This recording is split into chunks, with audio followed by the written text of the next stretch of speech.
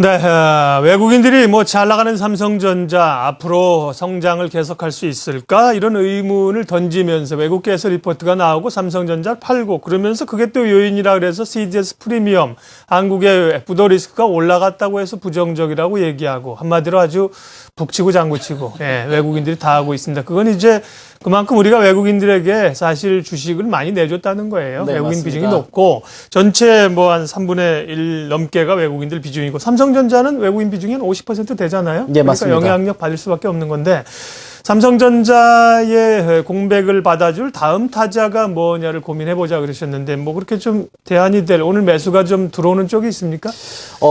매수가 들어오는 쪽이 지금 통신업종 쪽으로 좀 매수가 들어오고 있습니다. 이 네. 부분은 뭐 외국인이요? 예, 맞습니다. 네. 추정치를 근거로 해서 말씀을 드리게 되면 네. LG U 플러스 같은 경우가 지금 34만 8천 주씩이나 들어오고 있고요. 거기에다가 기관도 13만 2천 주. 요 부분은 제가 생각했을 때 삼성전자를 팔고 나서 다른 그 주도 업종을 내세우기보다는 예. 시장에 대한 부분이 부담스럽다 보니까 부담스러울 때는 항상 통신주나 이런 그 방어저주긴 성격들에 대한 그 선호가 있는 그거를 반영하는 것 같고요. 약간 아쉬운 거는 그 현대차라든지 제가 봐드리도록 하겠는데요. 네. 현대차는 현재 추정치입니다. 추정치로 한 6천 주. 6천 주는 크게 의미가 없겠죠. 한 네. 6천 주 정도 매도에 대한 부분을 갖고 있어가지고요. 외국인? 예, 네. 매도에 대한 부분은 별로 의미는 없는 상황입니다. 네.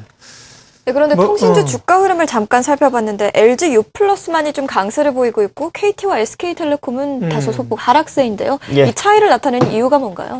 이유에 대한 부분은 특별히 없을 것 같습니다. 그 선호에 대한 부분이겠죠. 종목 안에 있는 선호이기 때문에 그 LG U 플러스에 대한 부분. 이전에도 LG U 플러스가 이제 후발주자로 시장에 네. 뛰어들면서 상당히 좀 강했잖아요. 그런 프리미엄을 좀 더 많이 받는 게 아닌가 그렇게 추정할 수 있을 것 같습니다. 지난주에 그 김학투 전무 오셨을 때도 그런 얘기를 한번 했었잖아요. 기억하시죠? 삼성전자가 이제 흔들리고 좀 미래 성장성에 대해서 의문이 제기되니까 상대적으로 후발주자인 뭐 LG전자나 네. 뭐 이런 쪽이 LG U 플러스 올라올 수 있다. 뭐 이런 얘기를 하신 것들도 기억이 납니다. 예. 그런 어떤 시장의 모멘텀이 이제 한쪽이 맡기면 한쪽으로 가려는 성향들이 있는 거겠죠. 예.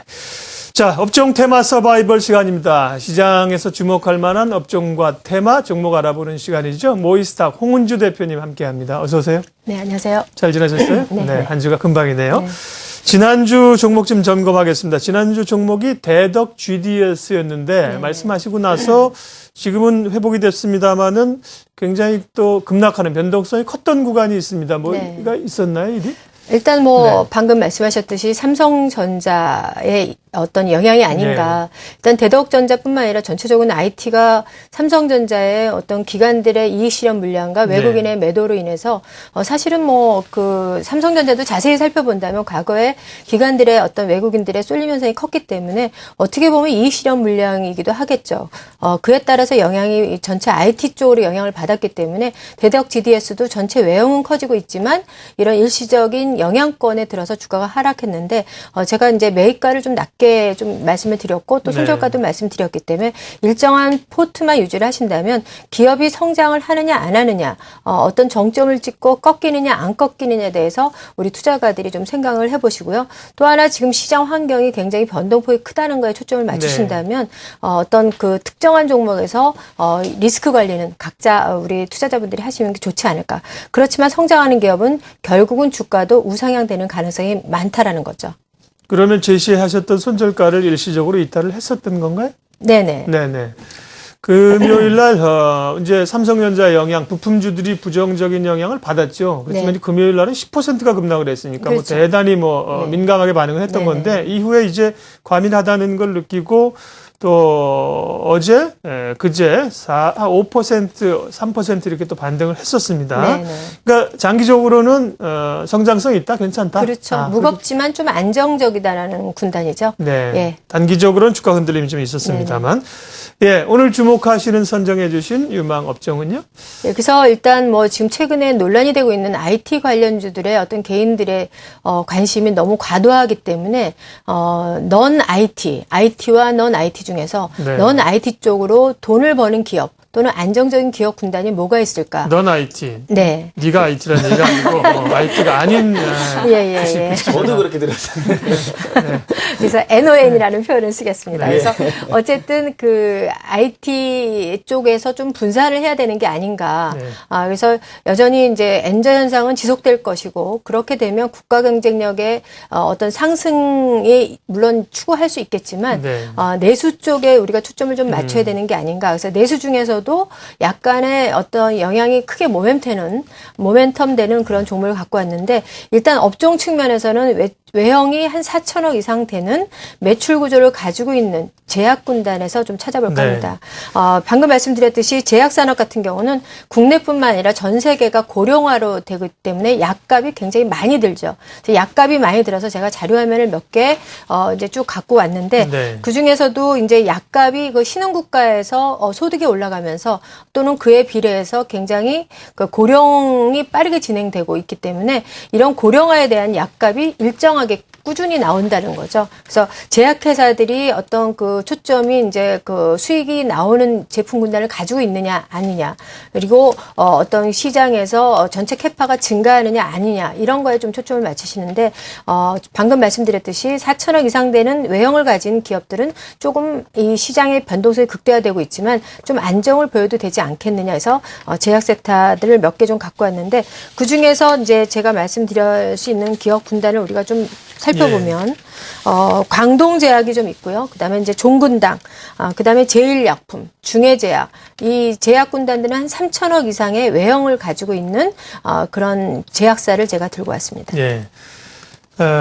삼성전자가 뭐 삼성전자 혼자가 아니라 IT 전체를 대변하는 역할을 하다 보니까 네. 삼성전자의 물량 공세를 IT를 피해서 갈 수 있는 게 뭐냐. 오늘 이제 뭐 내수주 통신주 오르는 것도 그렇고 앞서 김문석 대표는 뭐 통신이나 뭐 은행 이런 내수주 보자고 하셨고 시각은 비슷하신 거예요. 홍은지 대표님은 이제 제약주를 네.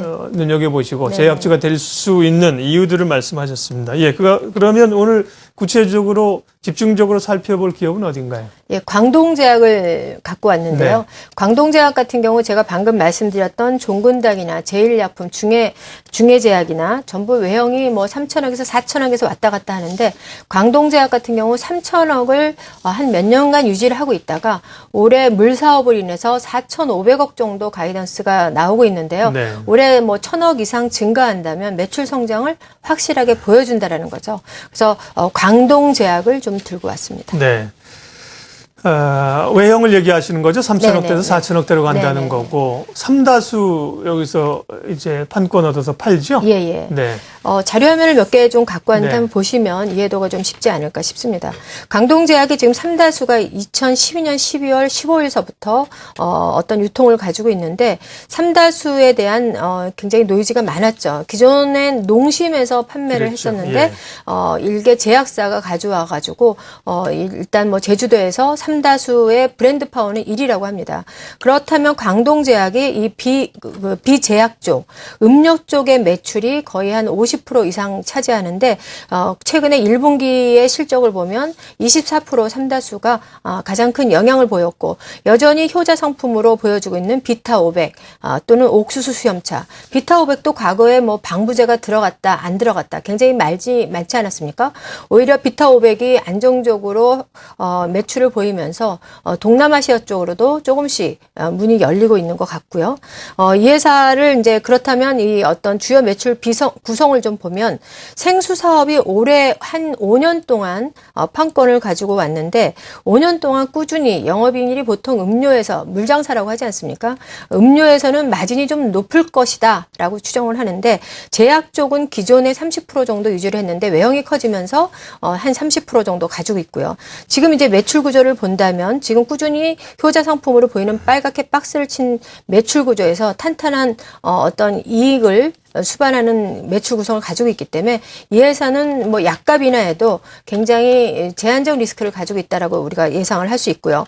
그렇다면 이 회사의 구조 전체를 약국 영업이나 병원, 유통, 생수 이렇게 보이고 있는데 현재 유통에서 특히 뭐 생수 쪽에 24%, 나머지 그 아까도 말씀드렸듯이 음료 쪽에 한 52%를 가지고 있다라는 거죠. 그래서 굉장히 안정적이고 음료 쪽은 약간의 제약 쪽보다는 마진이 좋지 좋지 않을까 그런 생각을 하고 있고요. 제약 쪽이 이제 전체 2013년에 올해 3다수 1분기를 시작으로 해서 이 회사는 성장의 원년이다라고 우리가 예상을 할 수 있기 때문에 드디어 이제 가지하는 길이라고 저는 많이 표현을 하는데 3천억대에서 4천억. 그러면 주가의 유치도 좀 올라가야 되는 게 아닌가. 아까도 말씀드렸듯이 물 사업은 일단 뭐 내수 쪽으로 포커스를 맞춰야 되고요. 지금은 뭐 물을 다 사먹는 어떤 그 시장에 평범한 그 어떤 생각들이 다 있기 때문에 날씨만 좀 받쳐준다면 오히려 매출이 좀 더 나올 수 있겠죠. 그래서 제약 수요도 또 비례해서 꾸준히 증가하고 있고요. 이 회사가 광동제약 같은 경우 제약 쪽을 R&D 비용을 적게 들이는 게 아니냐. 하지만 최근에 CTC 바이오나 또는 뭐 동성제약, 기타 어떤 해피드러그라 그래서 고마진을 보이면서 오히려 비제약 쪽, 굉장히 제약 쪽에 탄탄한 구성을 가지고 있기 때문에 비제약 쪽에서 마진을 좀 키울 수 있는 캐파만 유지한다면 오히려 더 낫지 않느냐. 돈을 버는데 그다음에 돈을 버는 거 가지고 이 광동제약 같은 경우 이 비만 치료제 쪽으로도 한다고 합니다. 그렇다면 천연 비만 치료제의 어떤 약이 확정적으로 성공을 한다면 전 세계를 커버하지 않을까. 미리 너무 앞서서 제가 좀 상상을 하는지 모르겠지만, 그래서 국내 제약 캐파는 좀 여전히 커지고 있다고 생각을 하고요. 제약 쪽이 최근에 약값 인하 때문에 국내 제약사들은 외형이 좀 줄었지만 다국적 기업 같은 경우 통계치를 본다면 국내 제약은 좀 누르는 통에 해외사도 눌러야 되는데 반대로 해외 제약사들은 캐파가 좀 커졌습니다. 그래서 약간 뭐 어떤 이 균형이 좀 안 맞는 것 같은데 오히려 이 국내 제약사들은 좀 내실이 기해지는 게 아닌가 싶고요. 최근에 아까도 제가 말씀드렸듯이 파머징이라 그래서 신흥 국가들의 수요가 증가한다라는 것이죠. 그래서 신흥 국가의 어떤 고령화가 되면 40이 넘어가면 비만이 또 많기 때문에 이런 광동제약이 또 하나의 히트 상품이 나온다면 좀 좋은 게 아닌가 그런 생각을 하고요. CTC 바이오나 서울제약이 어떤 조루증 치료제, 발기부전 치료제로 해서 주가가 급등을 했는데 광동제약도 제가 좀 공부를 하다 보니까 이 회사도 실제로 그런 지분을 가진 회사에 투자를 했다는 것을 좀 제가 살펴볼 수 있었는데 아직까지는 뚜렷한 내용이 나오지는 않고 있습니다. 다만 이제 내용이 난다면 몰랐던 내용보다 알고 있었을 때 우리가 대응할 수 있는 게 아닌가 싶고요. 또 하나 이 광동제약이 아까도 말씀드렸듯이 매출이 꾸준히 3천억대에서 드디어 올해 4,500 정도 나올 수 있다라는 거. 다만 이제 외형이 커지면 이익률도 같이 커지면 좋겠지만 또 반대로 비용이 많이 들기 때문에 판관비는 생각보다 그렇게 크지 않지만 전체 들어오는 금액은 지금 제가 동그라미를 쳤듯이 400억에서 꾸준히 500억 사이로 안정적으로 들어온다는 것은 과거에 한 뭐 350억 들어올 때보다 훨씬 커지기 때문에 이런 자금 갖고 어떤 제약 쪽에 새로운 제품을 개발한다거나 연구를 한다거나 충분한 재원이 나올 수 있는 게 아닌가 그런 생각이 듭니다. 네. 광동제약, 저희가 그 예고할 때 기업명을 말씀드릴 수 없어서 기능성 음료 쪽을 제가 말씀을 드렸는데 기능성 음료라고 하는 것은 앞서 소개해 주셨던 광동제약의 뭐 비타 500이라든지 뭐 이런 건가요? 얘기하신 게 새로운 제품으로 뭐 이렇게 나오거나 준비하고 있는 게 가시화되어 있는 게 비타 500 이후에 있지는 않죠, 아직은. 그렇죠. 일단 네네. 3다수 유통을 하고 있다는 네. 게 이제 가장 성장 동력이 되고 있고요. 3다수로 인해서 유통 마진이 나오는 것 같고 새로운 R&D 비용을 해서 어떤 그 제약 쪽으로 투자를 하고 네. 또 전 세계에서 뭐 가장 그 사라지지 않는 비만 치료제, 천연 비만 치료제가 나온다면 아마 히트를 크게 치지 않을까 싶습니다. 네. 광동제약 관련해서 뭐 궁금한 것들 없으세요?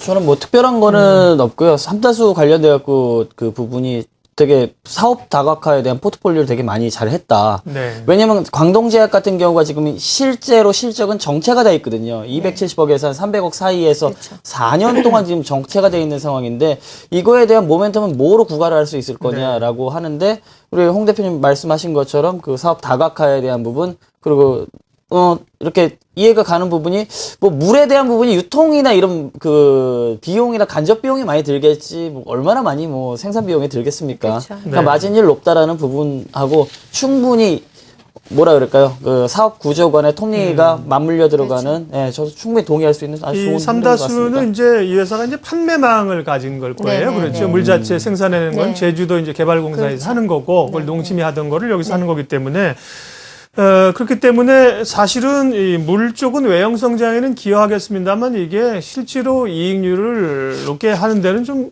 부담스러운 요인이 아닌가요? 이익은 잘 안 되지 않을까요? 그래도 네. 그 유통을 해도 지금 뭐 편의점들이 많이 활발히 돼 있기 때문에 정찰제고 그러니까 고정마진이 확보가 된다라는 게 저도 뭐 다른 일을 좀 해봤지만 고정마진이 꾸준히 창출할 수 있느냐 없느냐가 굉장히 그 사업을 할 때 중요한 포인트인데 이 회사 같은 경우는 고정마진을 네. 꾸준히 갖고 올 수 있다라는 게 저 개인적으로는 굉장히 좀 긍정적이다라고 볼 수 있겠습니다. 네. 네, 효진 씨 질문 없어요? 네, 그런데 저는 좀 다른 생각이 문득 들었는데요. 사실 음료 사업이라는 게 개발하는데 시간도 오래 걸리지 않고 좀 쉽게 들어갈 수 있는 산업 영역이잖아요. 근데 그만큼 시간이 지나면 좀 경쟁이 격화되면서 수익성이 악화될 수 있지 않을까 하는 우려도 드는데 그런 걱정은 없을까요? 진입장벽에 대한 얘기. 네, 일단 일단 브랜드 파워를 가지면 그렇죠. 꽤, 예, 일단은 광동제약이 과거로 돌아가 보면 저 선배들이 탐방했을 때 뭐 80년대 초반일 때는 솥단지 2개밖에 없었대요. 네. 예. 근데 지금은 서초동에 가보면 금색깔을 가진 사옥이 있습니다. 예, 그래서 결국은 이런 노이즈라는 거는 브랜드 파워를 고정시키는 비타오백 같은 경우는 되게 성공을 하지 않았나 그때부터 턴어라운드가 된 것 같고요. 이 회사도 향후에 굉장히 뭐 아들로 넘어오면서 커피도 하고 또 아까 제가 말씀드렸듯이 CTC 바이오 같은 이런 전 세계를 향해서 이런 치료제 해피드러그를 할 수 있다라는 것은 이 회사도 뭔가 꾸준히 고민을 하고 있는 게 아닌가. 5년 후에까지는 모르겠지만 또 다른 음료 그 다음에 이제 더 중요한 게 해외 쪽으로 이 비타오백을 수출을 한다면 기존의 롯데상강이나 이렇게까지 우리가 해석해 볼 수도 있지 않나. 이 제약사에서 탈제약으로 넘어가면서 안정적인 성장만 꾸준히 마진이 작더라도 꾸준히 나온다면 회사는 성장할 수 있지 않나 싶습니다. 예, 마무리하겠습니다. 광동제약 차트 보면서 매매 전략 좀 잡아주세요. 네, 일단 오늘 지수가 굉장히 좀 안 좋기 때문에 이 수렴을 지금 하고 있는데요. 6개월 동안 횡보를 했다라는 거죠. 직전 고점이 7,440원. 횡보를 했는데 드디어 수렴을 해서 정배열 구간이라는 거죠. 정배열 구간이라면 사실 기술적으로 봤을 때 각도가 나옵니다.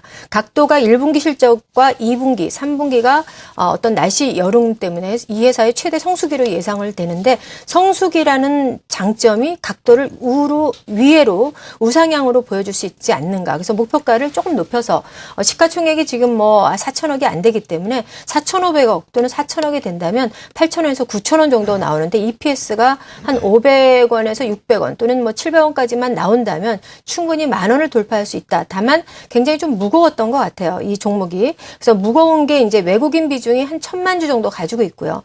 외국인과 기관들의 기관 비중이 한 150만 주 가지고 있기 때문에 수급적인 요인은 충분하다. 그렇다면 한 9,000원까지 우리가 일정하게만 유지만 된다면 9,000원을 제시해드리고요. 손절가는 현재 10%에서 6,200원이나 6,100원 정도로 손절가를 제시하고 부탁을 드리고 싶은 게 이렇게 방송을 해서 주가가 출렁출렁 거릴 수도 있는데 제가 이렇게 기관들을 많이 만나보면 비중 얘기를 많이 합니다. 비중을 일정하게 한다면 시장에 완급 조절이 되고 어떤 그 충격 완화 역할도 할 수 있기 때문에 너무 지나치게 쏠리지 않게만 하신다면 우리 투자자분 또는 시청자분들이 좋은 결과가 나오지 않을까 싶습니다. 네.